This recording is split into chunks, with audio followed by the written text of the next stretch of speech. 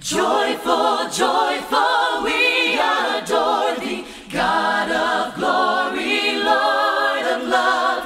Hearts unfold like flowers before thee, opening to the sun above. Melt the clouds of sin and sadness, drive the dark of doubt away. Giver of immortal gladness, fill us with the light of day. Amém, queridos, amém. No livro de Ezequiel, capítulo 14, 2 e 3, a palavra de Deus diz assim: então o Senhor me falou, filho do homem, estes homens ergueram ídolos em seus corações e puseram tropeços ímpios diante de si. Nós meditamos nesse dia sobre a glória infinita de Cristo, sendo a única razão pela qual o Pai é impulsionado a fazer todas as coisas, e a razão pela qual eu e cada um de vocês existem. E meditamos como a vida centralizada nessa glória, mas pelo desfrute alegre de tudo que Cristo é, eclipsando todas as outras coisas, mostra ao mundo a beleza de Cristo.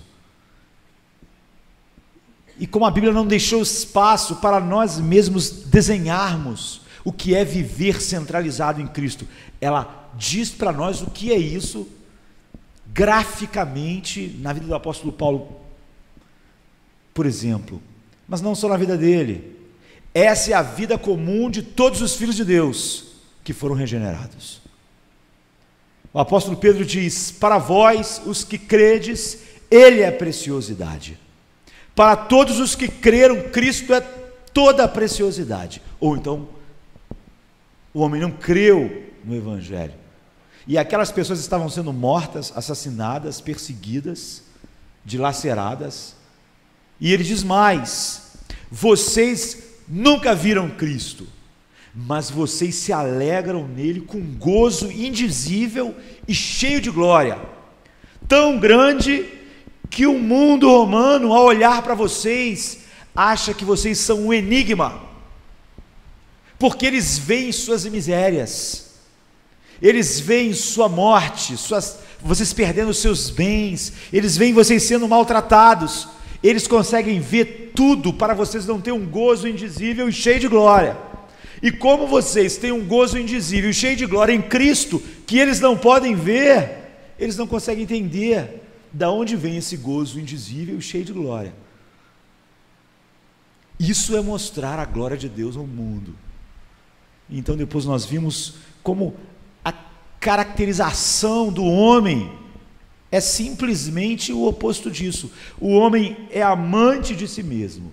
Paulo então diz: o homem é assim, ele deseja a Cristo, ele quer ser igual a Cristo, ele quer ganhar a Cristo, ele quer que Cristo seja exaltado na sua vida e na sua morte, ele considera todas as coisas esterco para que ele possa viver para a glória de Cristo, todas as coisas. Isso é viver centralizado em Cristo, e isso é o que o mundo é. O homem é amante de si mesmo. E então nós vimos que Jesus disse que antes de entrar no reino de Deus, o homem já tem que estar nesse estado de visão completa da indignidade do ser, que chega à conclusão: eu tenho que morrer na cruz, e aí seguir a Cristo. Agora aqui, não é? Nós temos essas duas visões antagônicas, e a tragédia de nós queremos um caminho intermediário, de nós pensarmos: eu não considero tudo esterco para que eu possa ganhar a Cristo, eu não importo se a minha vida vai ser perdida ou ganha, contanto que Cristo seja exaltado para o mundo, diante do mundo por causa da minha vida, mas eu estou servindo a Cristo. Então Ezequiel diz: filho do homem, estes homens ergueram ídolos em seus corações, não ídolos em suas mãos, ídolos em seus corações. Eles criaram uma ideia de Deus que não é a ideia da revelação bíblica. A nossa geração, a frase "eu acredito em Deus" não faz mais sentido nenhum. Se nós tivéssemos que caracterizar a nossa geração, e como Israel aqui, gente que diz conhecer Deus, nós podíamos usar uma frase que resumiria como a banalização de Deus. A palavra Deus, eu acredito em Deus, se tornou uma tela branca em que cada um escreve o que acha melhor. Cada um acha que pode definir Deus da maneira que melhor lhe convier, com a vida centrada em si mesmo. Certa vez um menininho estava desenhando numa folha de papel, e alguém perguntou para ele: o que você está desenhando? E ele disse: eu estou desenhando Deus. E a pessoa disse: mas nunca ninguém viu Deus, então como é que você sabe como Deus é? E ele disse: quando eu acabar de desenhar, as pessoas vão saber como Deus é. A ideia de Deus e da verdade é a ideia que cada um de nós temos um papel em branco, que podemos escrever algo diferente da declaração bíblica do que é um filho de Deus, e isso passa a ser verdade porque nós escrevemos o nosso papel. Então, nós começamos mencionando Agostinho, e eu quero hoje mencionar Agostinho de novo. Agostinho diz assim: se você acredita no Evangelho só naquilo que você gosta, e na verdade de Deus você não acredita naquilo que você não gosta, não é no Evangelho que você crê, você crê em você mesmo. Você crê em você mesmo de tal maneira que a sua mente julga o que é bom e o que é mal no Evangelho, o que você vai viver e o que você não vive. Todos nós já comemos em restaurante aquilo, né? Em self-service. Eu acho que isso é a cara da nossa geração. Restaurante self-service, porque você faz uma fila ali, todo mundo tem um prato, e nós vivemos uma compra divina num restaurante espiritual que nós começamos a chamar de evangelho, de igreja. Quando a gente está no self-service, a ideia é que cada um de nós se serve com o que gosta, sem julgamentos. Eu sou responsável para escolher o meu prato favorito. Então eu entro na fila, isso eu gosto, isso eu não gosto, vou pegar isso. E quem está na minha frente, às vezes escolhe completamente diferente de mim. E eu não fico julgando aquela pessoa. E ele está escolhendo errado. E pegou bife, e bife é ruim. Não, ele escolhe como ele quiser. É a preferência dele. Eu tenho as minhas preferências, eu faço as minhas escolhas e vou construindo Deus que se encaixa na minha vida. Agora, o irmão do lado, ele tem outra ideia. Ele está fazendo o self-service divino dele. Agostinho disse: se você faz isso, você não acredita no Evangelho, você acredita em você mesmo. Você acredita em olhar a verdade e dizer: Paulo era muito focado em Cristo. Eu não quero ser focado em Cristo assim. Mas eu vou servir a Cristo. Então, há milhões e milhões de evangélicos ou protestantes em nossos dias, que nos faz fazer coro com Thomas Paine, quando ele disse que a maioria dos homens dizem: a minha mente é a minha igreja. A minha mente, ela decide o que é e o que não é. Eu quero Deus, mas o Deus que a minha mente decide. Então Asaf registra no Salmo 50, 21, você pensa que eu sou como você, mas agora eu o acusarei diretamente sem omitir coisa alguma. Sim, ainda hoje, nós achamos que Deus é como nós, que as nossas mentes podem conceber o Evangelho, escolher como o Evangelho deve ser. Nós podemos olhar, eu como um pregador, para a Bíblia e dizer: essa doutrina aqui eu não acho muito boa, as pessoas não vão gostar dessa, então essa aqui eu não vou pregar. Eu prego há 20 anos, mas essa aqui não, essas pessoas não gostam, e nem eu gosto muito dessa. Então no meu self-service evangélico como pastor, essa aqui eu vou tirar do prato, e nunca vou colocar ela no prato, porque não me agrada, nem agrada as pessoas.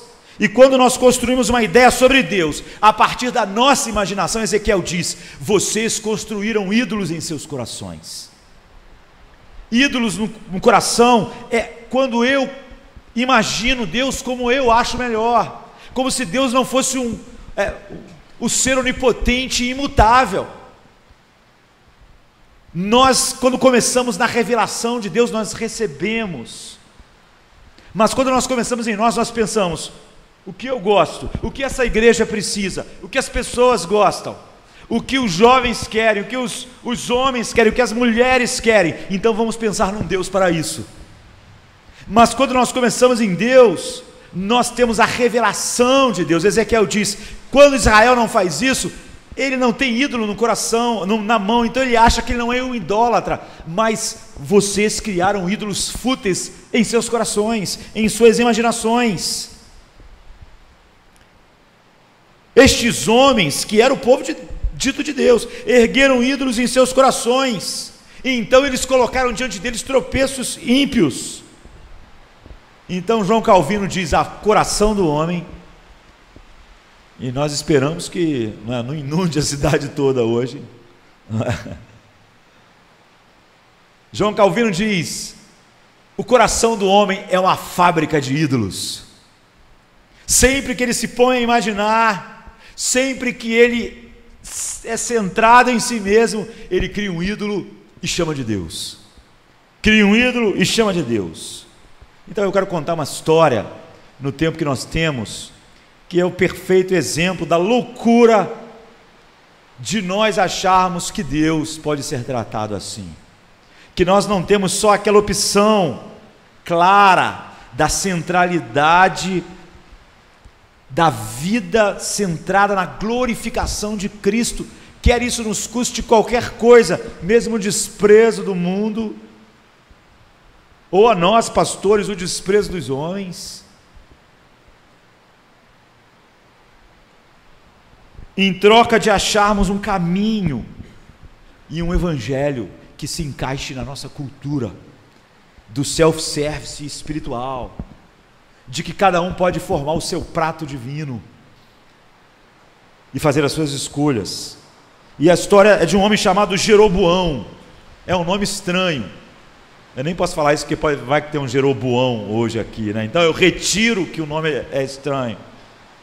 Mas Jeroboão é um homem que todos nós devíamos conhecer, porque a Bíblia diz assim em 1 Reis 14:1: naquele tempo adoeceu Abias, filho de Jeroboão. A história de Jeroboão, filho de Nebate, é uma história importante para você entender o livro de Reis e Crônicas, e a história dos reis de Israel, porque se você não entender, você provavelmente não vai conseguir entender o resto da história. Então todos nós devíamos conhecer Jeroboão, porque ele é a declaração de Deus como um homem pode pegar as ideias de Deus e se dar o luxo de ignorar quem Deus é e criar um culto a Deus e um servir a Deus que seja útil para si mesmo, esquecendo quem Deus é.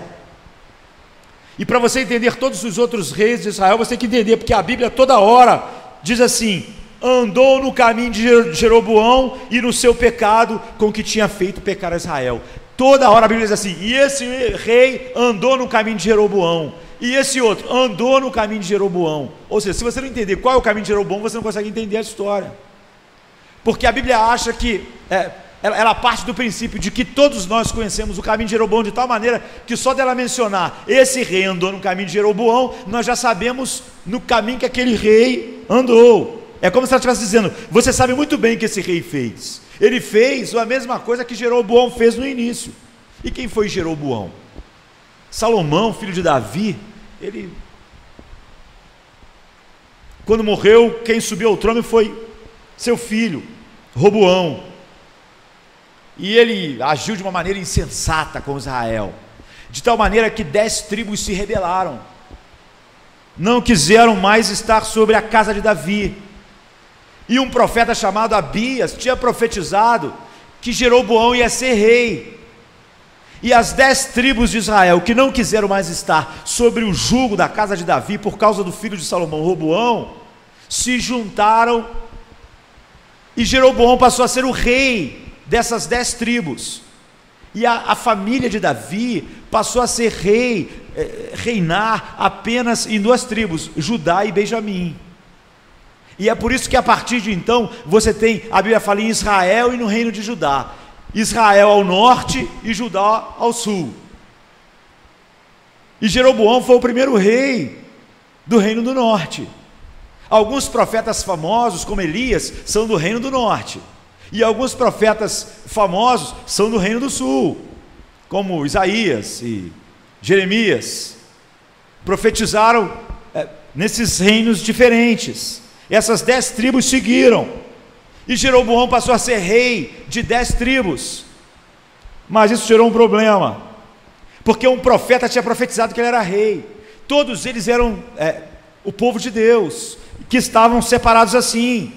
Só que uma vez por ano, pelo menos, todo o povo de Israel tinha que subir até Jerusalém para adorar a Deus.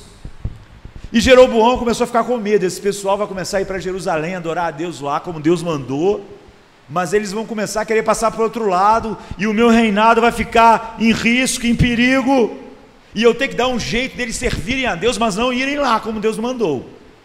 Eles têm que sentir que estão servindo a Deus, como eu vou continuar servindo a Deus, mas de uma maneira que não coloque o meu reino em risco, porque o meu reino é mais importante que a palavra de Deus. E eu tenho que encontrar uma maneira de agradar a Deus, agradar o povo e ao mesmo tempo preservar o meu reino. Eu tenho que encontrar um culto a Deus que junte isso tudo, ou seja, aquilo que for mais conveniente para os meus projetos, de ser um grande líder, um grande rei, porque as pessoas indo lá, elas vão acabar se apegando de novo ao reinado antigo. Então ele criou 2 bezerros de ouro, e disse para aquelas pessoas: vocês vão estar adorando a Deus, esses bezerros são só uma representação, para vocês não precisarem ir até Jerusalém, nós amamos a Deus.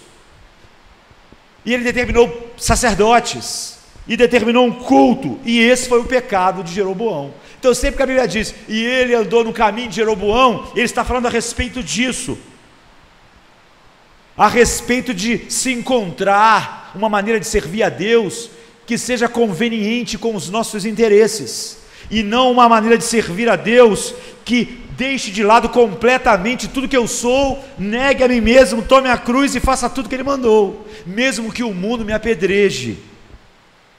Esse é o caminho de Jeroboão, não é?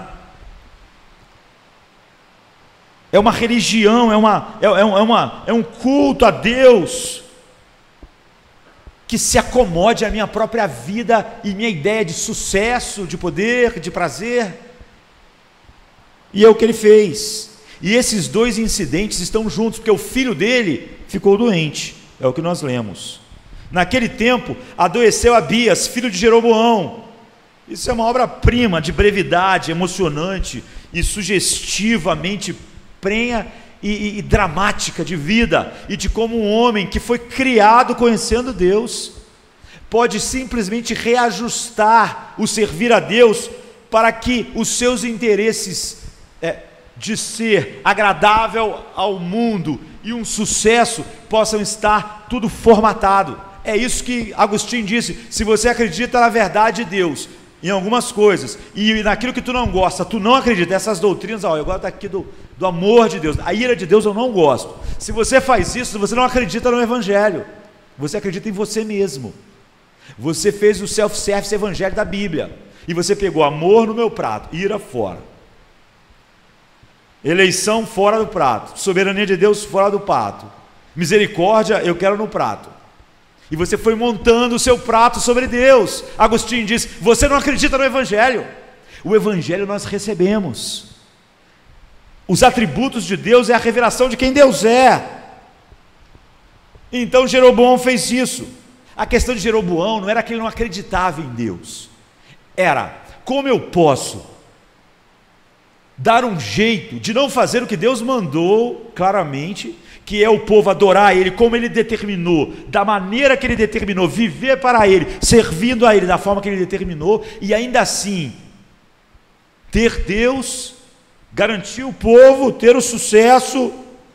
Numa palavra, ele estava dizendo: de que maneira eu posso ter um culto a Deus que seja conveniente a mim? Como eu posso fazer isso sem perder o meu reinado?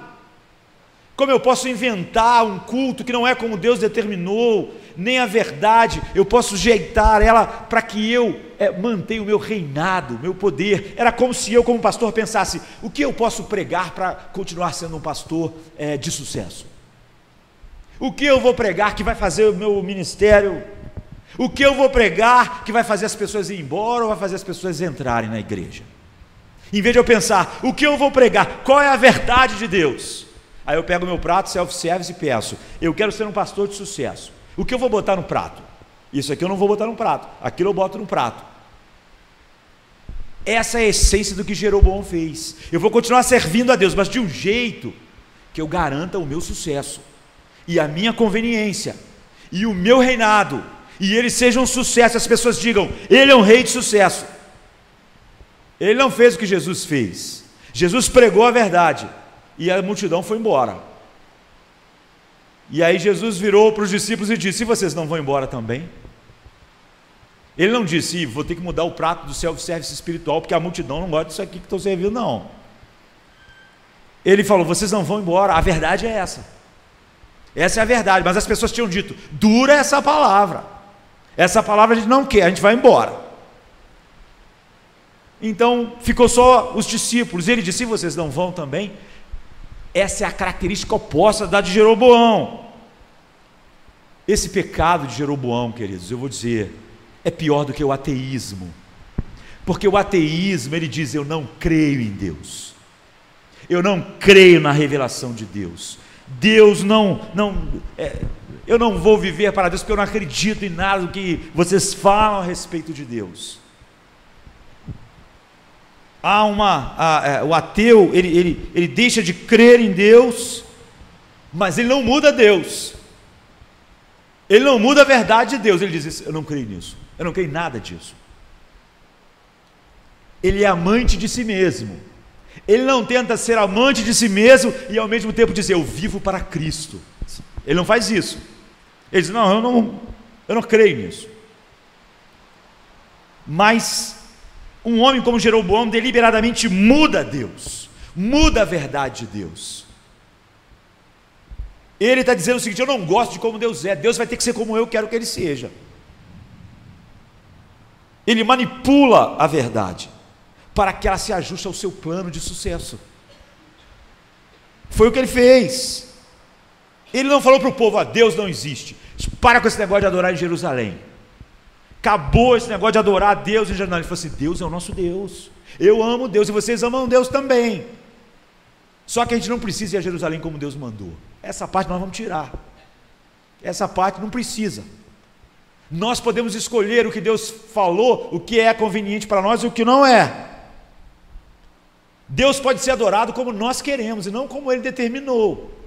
Ele pode ser seguido. Jesus disse: quem quiser vir após mim, negue-se a si mesmo, tome a sua cruz e siga-me. Alguém diz: não, eu vou seguir Jesus, mas não vou fazer desse jeito, porque eu não quero negar a mim mesmo, e há muitas coisas em mim que eu gosto, eu não quero que isso seja pregado na cruz. Eu não falo como Paulo que a minha vida não é preciosa. Minha vida é preciosa, mais do que isso aí que a Bíblia está dizendo. E eu não vou sofrer por causa da verdade, não, mas eu quero continuar sendo, vou seguir a Cristo dessa forma. Foi o que ele fez. E ele disse: olha, Deus pode ser adorado dessa forma, vamos continuar adorando a Deus dessa nova maneira que nós estamos, ela vai ser melhor, não vamos perder o povo, não vamos perder nada, vamos juntar tudo isso. A Bíblia diz: o pecado dele, Israel depois se tornou completamente idólatra, mas o pecado dele era tentar achar um culto que fosse conveniente aos seus propósitos, enquanto ele mantinha aquele povo e ele dizendo que estava continuando adorando o verdadeiro Deus. É isso que a Bíblia chama de pecado de Jeroboão. E esse rei andou no pecado de Jeroboão, e esse outro rei também andou no pecado de Jeroboão.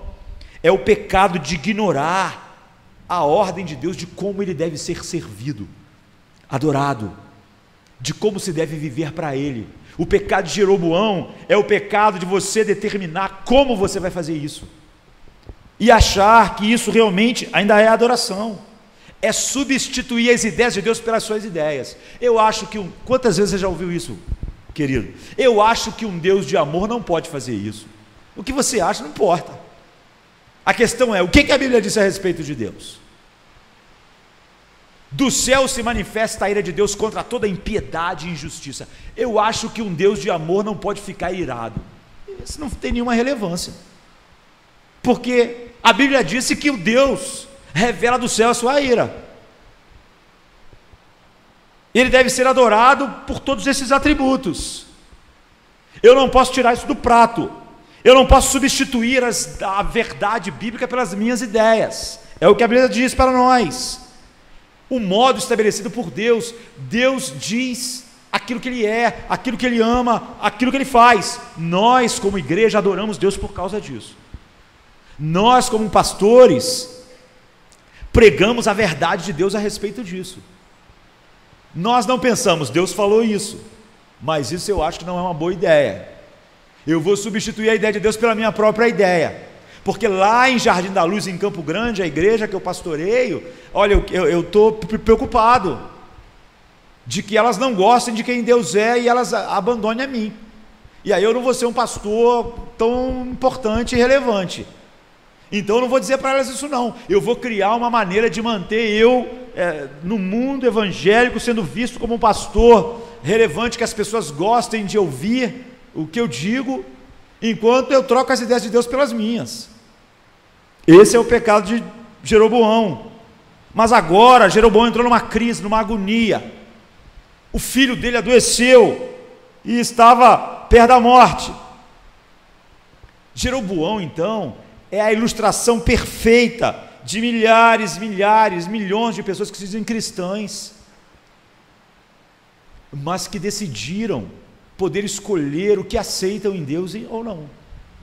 Ouvem a palavra de Deus para dizer, isso eu não gosto, isso não, Deus não pode ser assim, eu não gosto que o pastor pregue sobre isso, o pastor pregando sobre o pecado eu não gosto, eu não gosto de um Deus que odeia o pecado, eu gosto só de Deus que ama tudo.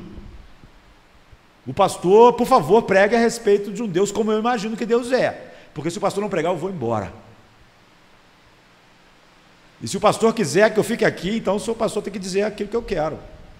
E aquilo que eu quero é as ideias que eu tenho a respeito de Deus, porque eu olhei para a Bíblia, escolhi o que eu acho bom nela e o que eu acho ruim. E a função sua, pastor, é pregar o que eu acho bom. E eu, como pastor, pensar, caramba, vou ter que pregar o que ele acha bom mesmo. Só que o pastor existe para ser um porta-voz de Deus. Ele recebe a mensagem de Deus, que é a Bíblia. Ele não recebe nenhuma mensagem de nenhum outro lugar, nem por sonho, nem por nada. É sola escritura. É o que ele prega, não alguma coisa. Porque se ele escolher só algumas coisas para pregar, o que eu estarei fazendo é o self-service espiritual, pegando aquilo que eu acho que é bom e de maneira terrível, achando que coisas em Deus são mais ruins, e eu não vou falar sobre isso. Só que Jeroboão fez isso. Esse é o seu pecado. E ele fez outros reis pecarem como ele, ou seja, ele fez um monte de rei em Israel pensar, o que é conveniente para o meu reino? Eu vou servir a Deus de uma maneira que seja conveniente para o meu sucesso em todas as áreas da minha vida. E eu sou rei. E ele se convenceu de que mesmo assim ele ainda servia a Deus. E aquelas tribos se convenceram de que ainda estavam adorando Deus. Então há pessoas que são assim. Esse é o pecado de Jeroboão, elas aceitam coisas maravilhosas da Bíblia.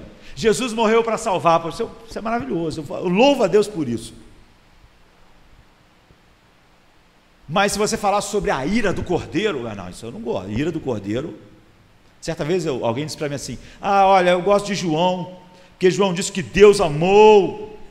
Eu falei, mas você já leu João 3 todo? Ou só leu essa parte aí que você leu? Você continuou lendo? Não tinha.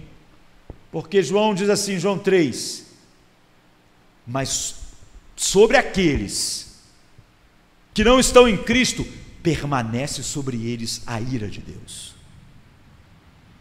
Como é que você está falando que gosta do amor de Deus, não gosta da ira, se no mesmo texto está dizendo que a ira de Deus continua? Você não pode. Eu não posso pegar em João 3 sobre o amor de Deus, sem nunca pregar em João 3 sobre a ira de Deus. Mas Jeroboão fez isso. Porque cada um de nós, em nossa geração, banalizou Deus. A gente age como aquela criança, eu estou desenhando Deus. Mas como é que você está desenhando Deus? Não, as pessoas vão saber, depois que eu acabar o desenho, esse é o Deus como eu imagino que Deus tem que ser. Mas aí, como Deus é? Isso não importa. Mas Deus disse como Ele é, mas eu estou fazendo o meu desenho. Faça o seu aí, poxa. Faça o seu prato, eu faço o meu. Ou seja, nós queremos Deus. É o que nós estamos dizendo. Mas do nosso jeito. Eu amo a ideia de céu, mas não fale muito sobre o inferno, porque eu não gosto. Fale sobre um Deus que salva, mas não fale sobre um Deus que condena. Fale sobre um Deus que é justo, mas eu não quero que você fale sobre a santidade de Deus para mim não me sentir mal, porque eu venho para o culto para me sentir bem. E como meu coração não ama a santidade, quando você fala sobre santidade, eu me sinto mal. E se eu me sinto mal, então tire a santidade do cardápio, do culto, da vida. É o que Ele fez. Então, quando essas pessoas começam a ver essas verdades sobre Deus, em Romanos 9, Deus diz: eu terei misericórdia de quem eu tiver misericórdia. Eu me compadecerei de quem eu me compadecer, porque não depende de quem quer, nem depende de quem corre, mas de Deus, que usa da sua misericórdia. A pessoa diz: eu não gosto disso. Agostinho está dizendo: se você faz isso, você não crê no Evangelho, você crê nas suas ideias, você escolhe o que você crê e o que você não crê. Um homem como Paulo, um homem regenerado, ele foi regenerado pela verdade, essa verdade toda. Mas um homem assim, ele diz: isso é a estreiteza do pastor, o pastor está pregando isso, mas eu não gosto disso. Ele não diz: isso é o que a Bíblia diz, esse é o caminho de Jeroboão. A Bíblia diz: não ande pelo caminho de Jeroboão. Jeroboão queria Deus por aquilo que ele podia dar. O profeta Aías tinha profetizado que ele ia ser rei, ele gostou disso. Isso eu gosto, Deus, que Deus maravilhoso, eu vou ser rei, profeta. Vai ser. Aí o profeta disse: você não pode fazer isso. Não, isso eu não acredito que Deus está falando, não. Acredito que Deus está falando que eu vou ser rei. Ou seja, ele acreditava no profeta Aías quando interessava a ele. Quando não interessava, ele não acreditava. Esse é o tipo de pessoa retratada na história de Jeroboão. Isso desmascara o evangelho que banaliza Deus. Não é gente adorando o Deus verdadeiro, é um monte de gente construindo ídolos em seus corações. O Deus que eu gosto e o Deus que eu não gosto. Então observe algumas aplicações rápidas. Primeiro, isso é um insulto a Deus. Há um insulto a Deus nessa posição. É por isso que um homem que diz: eu não acredito em Deus, está numa posição melhor. Porque ele não junta esse pecado que é terrível ao insulto a Deus. Porque essa questão, em primeiro lugar, tem que jogar sobre Deus um insulto. Se as pessoas simplesmente entendessem a ação de nós falarmos para Deus: isso que tu és, eu não gosto, e tu vai ter que se ajeitar a mim. O profeta diz: duas pessoas não podem andar juntas se não estiverem de acordo.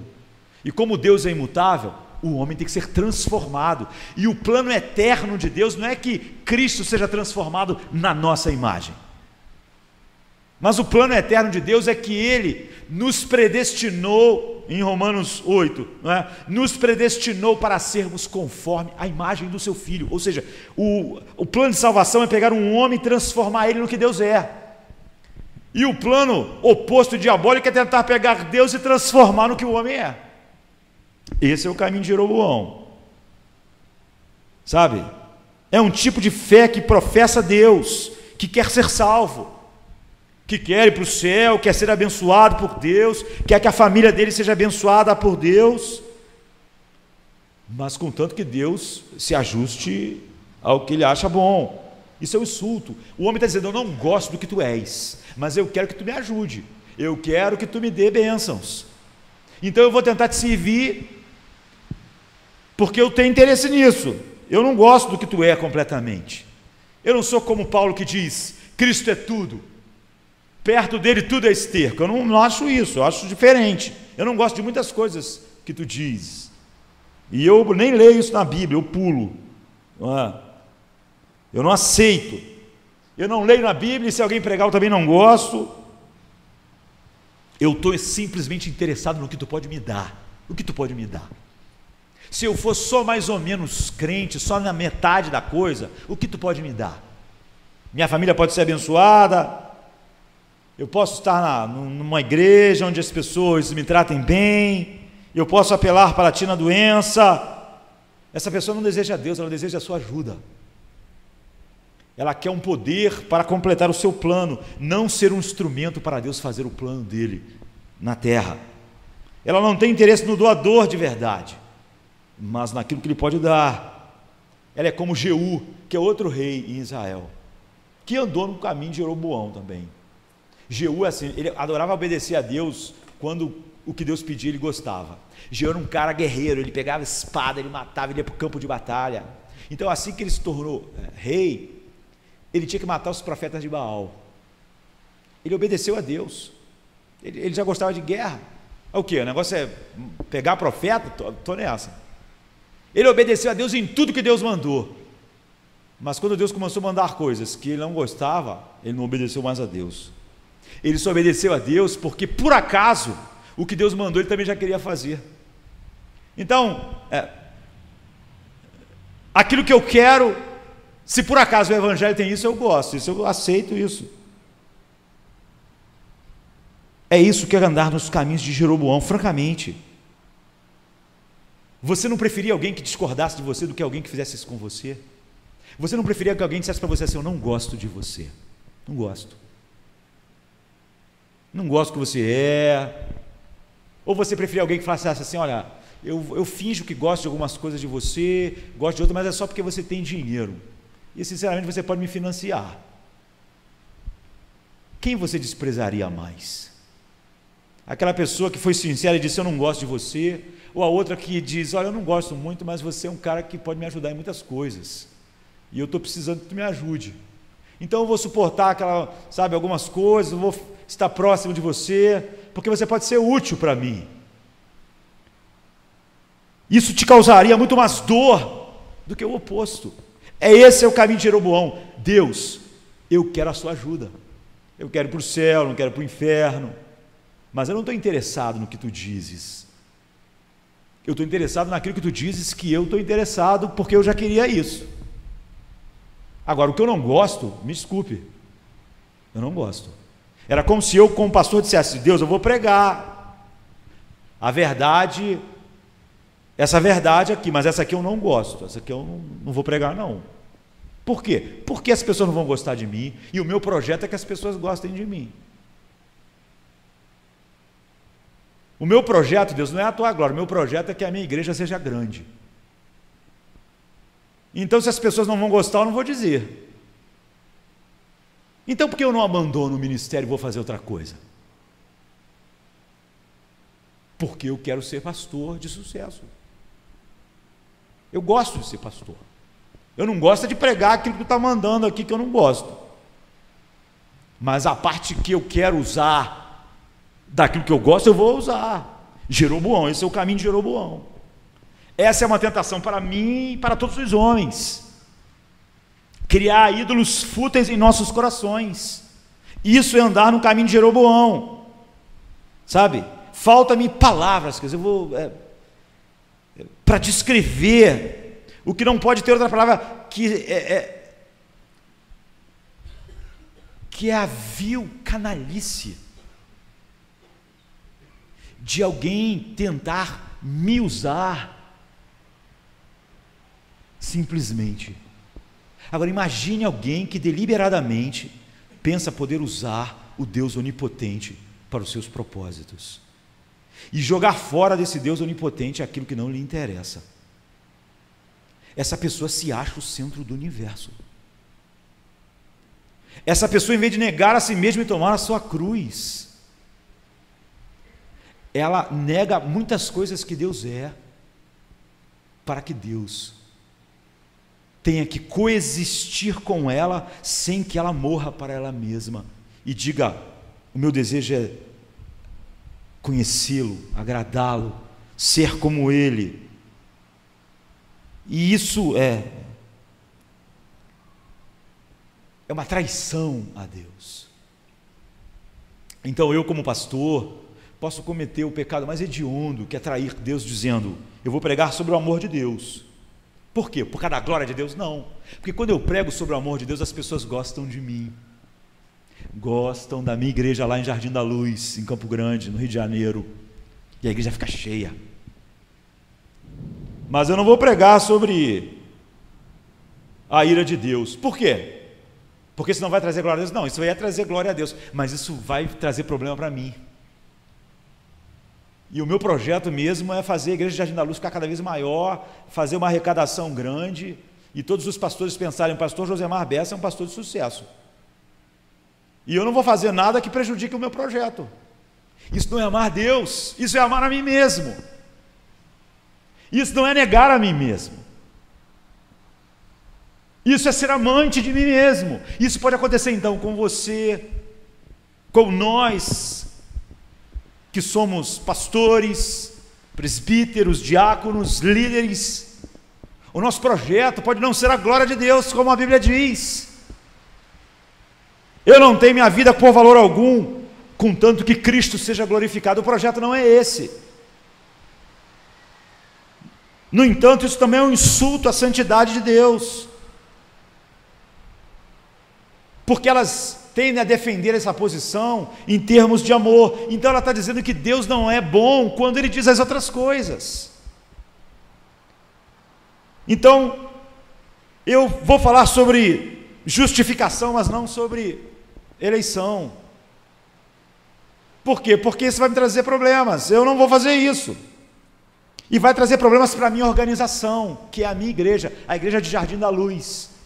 É como se ela fosse uma empresa. A minha ideia é que ela cresça, mesmo às custas da glória de Deus. Eu não sou um pregador da palavra de Deus. A minha função é fazer Jardim da Luz ser um sucesso. Esse é o caminho de Jeroboão. É por isso que ele fez isso.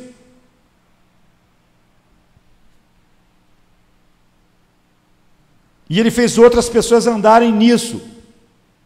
Então a maior parte das pessoas sentem que elas precisam ser salvas. Sentem que precisam de um Deus para protegê-las, para proteger seus filhos, para lhe dar pão. Mas é só isso. Então nós construímos um Deus que satisfaça essas necessidades. Mas eu não gosto de um Deus santo que diz que eu tenho que ser santo, porque isso já não está dentro dos meus projetos. Eu não quero viver no meio de um mundo que ama o pecado em santidade. Isso não me agrada, é porque eu não sou santo, eu não gosto da santidade, e o mundo vai achar que eu sou uma aberração. Mas a oração de Jesus é: santifica-os na verdade, a tua palavra é a verdade. Esse é o desejo de Jesus para a igreja, não é uma opção para nós. A minha vida é uma vida de santidade. Eu não jogo o amor de Deus contra a santidade de Deus. Eu não escolho pregar o amor ou a santidade. Eu não digo Deus é amor, então Ele não pode ser santo o suficiente para odiar o pecado, porque isso é jogar Deus contra Deus, é confundir a mente das pessoas,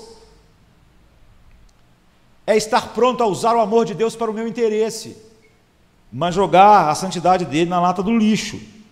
Ou seja, você e eu, como pastor, não somos juízes de Deus, nós somos adoradores. Nós somos como os serafins, que em vez de ter problema com a santidade de Deus, enquanto amam o amor de Deus, eles cantam: santo, santo, santo é o Senhor. E um Deus que é santo odeia o pecado. O Deus que é santo criou o inferno. O Deus que é santo salva por misericórdia em Cristo, e o Deus que é santo condena o homem. O Deus que é santo nos salva para sermos a imagem de Cristo e vivermos em santidade. E eu não vou insultar Deus dizendo que isso é ruim. Eu não vou andar nos caminhos de Jeroboão. E em segundo lugar, isso é uma posição de auto-engano, porque Jeroboão sabia o tempo todo que Deus não era o que ele estava dizendo. Quando alguém diz assim: eu não aceito um Deus, lá no fundo o ser humano sabe que ele não constrói Deus. Porque se você construísse Deus, quantos anos você tem? Eu tenho 43 anos, eu acho. Eu sou ruim nesse negócio de idade, mas eu acho que é isso. Se eu construísse Deus, E antes de eu nascer, ele não existia? Se ele é eterno e eu nasci em 69, então ele já existe como ele sempre foi antes de eu existir. As minhas opiniões não fazem ele. Eu nasci em 69 para adorá-lo, proclamá-lo e mostrar ao mundo: eu me deleito em Deus. Ele é o ser maravilhoso e digno da nossa adoração. E a Bíblia é a revelação plena de tudo que ele é. No fundo, Jeroboão sabia disso. Por quê? Para encurtarmos. O filho dele, como nós vimos, ficou doente. Quando o filho dele ficou doente, ele pensou: ih, rapaz, meu filho vai morrer. Meu filho vai morrer. Aí ele tinha construído um culto que não era o culto verdadeiro. E ele tinha dito para todo mundo, para ser um sucesso, que aquele era o verdadeiro. Mas quando o filho dele ia morrer, ele pensou: eu vou ter que procurar o profeta Aías. Porque na verdade ele sabia que aquelas coisas que ele criou não iam funcionar. O nome disso na Bíblia é auto-engano. A Bíblia diz: cuidado para você não enganar você mesmo. O poder do auto-engano. Você acaba criando um ídolo, daqui a pouco você acredita no seu engano. Mas lá no fundo você sabe o tempo todo que aquilo é falso. E Jeroboão sabia, ele tinha ficado leproso. E o profeta Aías tinha curado, através do profeta Aías, Deus tinha curado Jeroboão. Então ele pensou: agora meu filho vai morrer. Agora não adianta mais eu seguir a Deus do meu jeito. Porque eu sei que o Deus verdadeiro não é como eu determinei. Eu sei que ele é como ele é mesmo. E eu sei que o profeta Aías sempre falou a verdade. Eu não gostava. Eu tirei ele da minha vida. Mas ele é o profeta de Deus. Então eu vou ter que procurar ele. Mas eu vou ter que engolir o orgulho e dizer: tudo que eu inventei era falso. Eu não quero fazer isso. Mas eu vou dar um jeito. É sempre o homem querendo dar um jeito. Ele pediu à mulher dele: procura o profeta Aías lá. O profeta verdadeiro, não esses profetas falsos e esse culto falso a Deus que eu fiz no self-service espiritual de Deus. Agora nós vamos ter que buscar o Deus verdadeiro, porque o nosso filhinho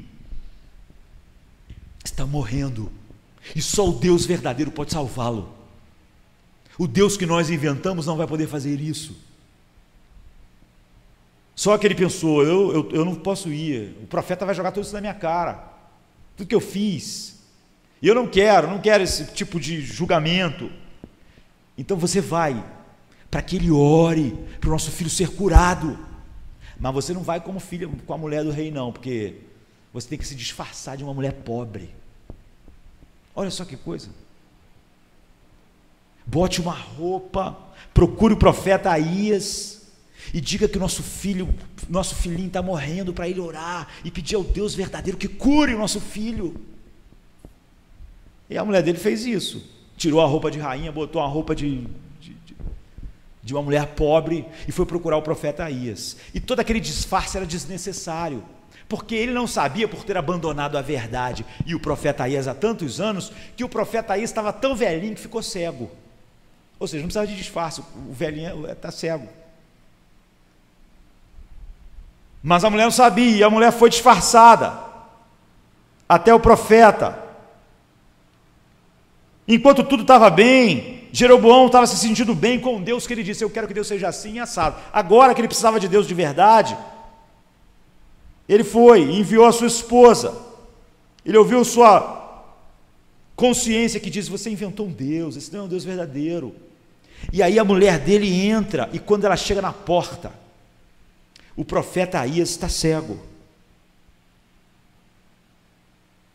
Mas ele era um homem de Deus.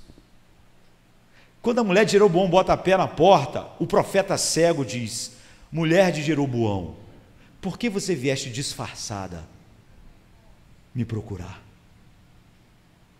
Porque o Senhor tinha dito ao profeta que ela iria lá sim. Deus está dizendo: ninguém pode me manipular, eu conheço os corações, não há jogos comigo. Eu conheço as intenções. Ninguém me usa. Deus está dizendo graficamente: ninguém me usa. Eu sou onipotente, onisciente. O ser humano não pode me enganar. Quando o Titanic estava afundando, as pessoas começaram a... Várias vezes minha mãe contava isso para mim como se fosse uma coisa bonita. Minha mãe dizia: ah, meu filho, quando o Titanic estava afundando, as pessoas começaram a tocar um hino: mais perto quero estar, meu Deus, de ti. Minha mãe contava isso para mim até com uma certa emoção. E foi verdade mesmo, isso aconteceu. Até o filme que fizeram agora aconteceu isso.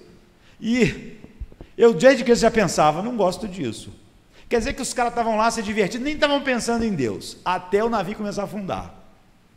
Ninguém estava pensando: mais perto quero estar, meu Deus, de ti. Nem estavam pensando em estar perto de Deus. A questão era viver para eles mesmos, lá no Titanic, se divertindo, esquecendo Deus. Aí alguém diz: o navio bateu e vai afundar. Os caras viraram espirituais. Então, vamos tocar: mais perto quero estar, meu Deus, de ti, ainda que seja a dor que me una a ti. Em tudo hei de suplicar, mais perto quero estar. Eles não queriam 10 minutos antes. Deus está dizendo, como ele disse através do profeta Aías: ninguém me engana, ninguém me despreza, e quando vê o barco afundando diz: meu Deus, eu quero estar perto de ti. Você não me engana, eu sou Deus. Você não acreditava em mim, você inventou um Deus. Você quis o meu amor, mas não quis isso. Você escolheu, você nunca me amou. Você, pastor Josemar, fez do seu ministério o seu ídolo. Você fez da sua igreja a coisa mais importante. Você esqueceu que você era pastor para servir a mim, e que a sua igreja só existia para exaltar o meu nome. Mas você esqueceu isso. Você pensou que aquela igreja era para edificar o seu nome. Você pensou que você podia ensinar o que você quisesse para edificar o seu nome e atrair as pessoas, para construir o seu nome, não o meu. Agora, quando o iceberg bateu no navio, não diga que você viveu para a minha glória, pregou para a minha glória, porque não foi isso que você fez. Não cante: mais perto quero estar. Foi o que o profeta disse para aquela mulher. Tu, mulher de Jeroboão, diga a Jeroboão: você não precisa nem entrar aqui, que o seu filho vai morrer, que Deus não pode ser manipulado, que Deus não pode ser enganado. Jeroboão criou um outro Deus, ele desprezou Deus. Através de mim, Deus disse que ele seria rei, mas quando ele foi rei, ele se interessou em construir um reino, e ele desprezou Deus. Diga para ele que o seu filho vai morrer, e eu vou dizer para você: quando você colocar o seu pé na sua casa, o seu filho estará morto, porque com Deus não se brinca. Vocês não podem brincar com Deus, não podem construir um deusinho que se encaixe no seu reino, no seu sucesso, e na hora que tudo está afundando, querer o Deus verdadeiro. Você pode pensar: pastor, esse Deus que eu estou dizendo é muito duro, eu não gosto dele. Você está andando no caminho de Jeroboão, é isso que ele fez. Eu estou pregando hoje exatamente para você não fazer isso. Quando a mulher de Jeroboão chegou em casa, o seu filho morreu, como Deus tinha dito, sabe? Exatamente como o profeta falou. Deus não pode ser manipulado. Deus é Deus.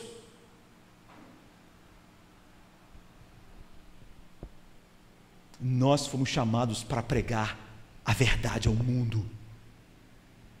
Nós não criamos a verdade. Nós vamos celebrar a Santa Ceia. O Filho de Deus veio ao mundo, ele disse: dar testemunho da verdade. O mundo não amou a Cristo, o matou na cruz. É o que nós vamos celebrar agora: o sangue e o vinho, o pão e o vinho. O seu corpo foi, porque o mundo amou as trevas, mas ele não deixou de ser luz para que as pessoas não o matassem, porque ele veio dar testemunho da verdade. Ele era a verdade, ele orou para que nós vivêssemos na verdade. Pastores pregam a verdade, eles não escolhem a verdade que vão pregar, eles pregam toda a verdade. Então o apóstolo Paulo, quando foi se despedir dos presbíteros da igreja de Éfeso, ele reuniu todos os presbíteros e disse: eu vou morrer, e hoje é o último dia que nós vamos nos ver. E a Bíblia diz que eles se abraçaram e começaram a chorar. É uma das cenas mais tocantes do livro de Atos. E ele disse: o sangue de vocês não está sobre a minha cabeça, porque eu preguei toda a verdade de Deus. Eu não escolhi no self-service espiritual, preguei tudo, mas eu vou dizer para vocês, ele só estava com os presbíteros, não era a igreja toda, só os presbíteros. Entre vocês, presbíteros de Éfeso, aparecerá presbíteros pregando mentiras, enganos, mas vocês conhecem a verdade que eu preguei a vocês. O engano não vai entrar na igreja de Éfeso vindo de fora, vai ser entre vocês. Mas estejam atentos, porque eu preguei toda a verdade de Deus. Nós só temos uma escolha: ser tudo o que Deus quer que nós sejamos para a sua glória. A minha função é essa. Quem vai edificar a igreja de Jardim da Luz é Deus, não é eu. Não sou eu. A minha função é pregar a verdade. Jesus disse: eu edificarei a minha igreja. Eu edificarei a minha igreja. Não é Josemar que edifica a minha igreja. Você, Josemar, pregue a minha palavra, a tempo e a fora de tempo. Quer queiram vir, quer não queiram ouvir. Pregue a verdade, porque eu edificarei a minha igreja. E assim você vai viver para a minha glória. E nós não fazemos isso como uma penitência, mas com um amor profundo nos nossos corações. Paulo disse: eu trago em mim as marcas do sofrimento por causa da verdade. Que Deus nos leve a viver toda a verdade de Deus, porque Jesus veio dar testemunho da verdade, e Ele é a verdade que nós testemunhamos ao mundo. Vamos ficar de pé e vamos orar, queridos, em nome de Jesus. Mortals join the mighty chorus with